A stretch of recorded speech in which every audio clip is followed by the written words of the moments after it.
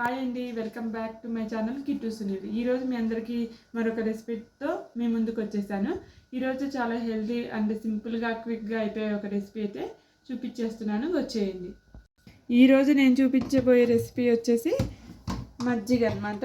మజ్జిగతో ఒక రెసిపీ చూపిస్తున్నాను. దీన్ని మెంతి మజ్జిగ అంటారు. మీరు ఎప్పుడైనా మెంతి మజ్జిగ పేరు విన్నారా, చేసుకున్నారా? ఇప్పుడు ఈ పెరుగునైతే నేను మజ్జిగ చేసుకుంటున్నాను. ఇలా మొత్తం అంతా నీళ్ళు పోసుకొని పల్చగా మజ్జిగలాగా అయితే చేసుకోవాలి.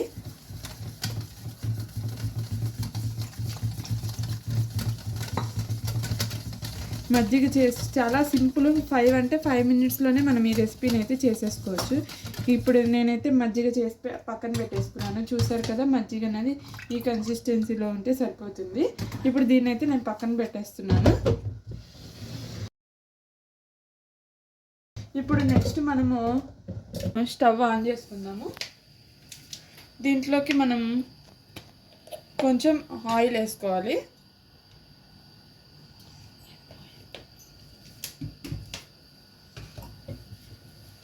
ఆయిల్ వేసుకున్న తర్వాత మామూలుగా రెగ్యులర్గా మనం తిరగమాత వేసుకున్నట్టే తిరగమాత వేసుకోవాలి. దీంట్లో ఆవాలు, జీలకర్ర, మినప్పప్పు అది. ఇప్పుడు కొంచెం నూనె వేడెక్కుతుంది. మినప్పప్పు, కొంచెం జీలకర్ర, ఆవాలు, కరివేపాకు వేసేసుకున్నాము. కరివేపాకు వేసుకున్న తర్వాత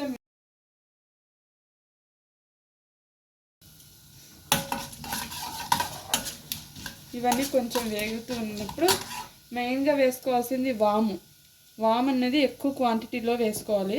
అప్పుడే ఈ మెంతి మజ్జిగకి బాగా మంచి ఫ్లేవర్ వస్తుంది. ఇది చిన్నపిల్లలైనా పెద్దవాళ్ళైనా ఎవరైనా హ్యాపీగా చేసుకొని తినేయచ్చు.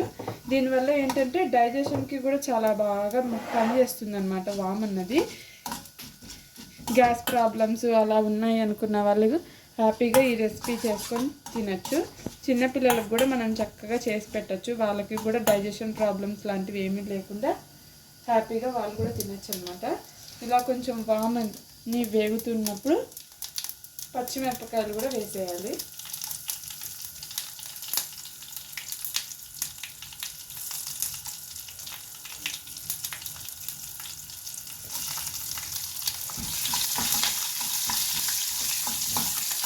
పచ్చిమిరపకాయలు అవన్నీ వేసేసిన తర్వాత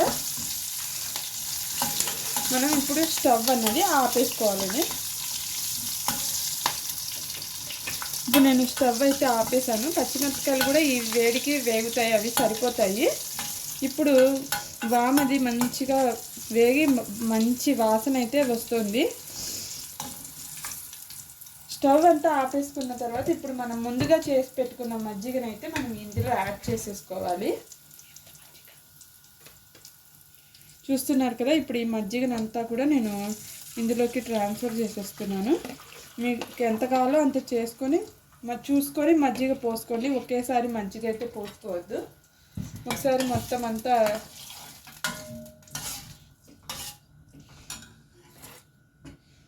ఇప్పుడైతే నేను మజ్జిగ మొత్తం అయితే పోసేసాను. ఇప్పుడు దీంట్లోకి సరిపడా ఉప్పు అయితే మనం వేసేసుకోవాలి.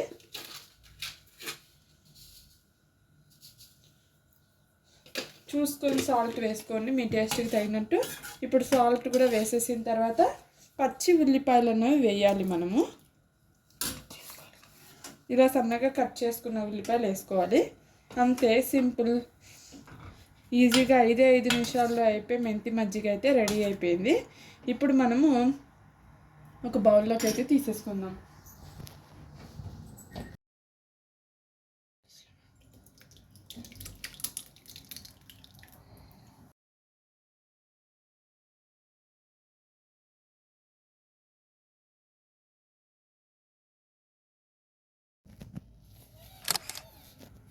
మెంతి మజ్జిగ తయారైపోయింది. మీరందరూ కూడా ట్రై చేసి ఎలా ఉందో తప్పకుండా కామెంట్లో అయితే చెప్పడం మర్చిపోకండి. లైక్, షేర్, సబ్స్క్రైబ్ చేయండి. బాయ్.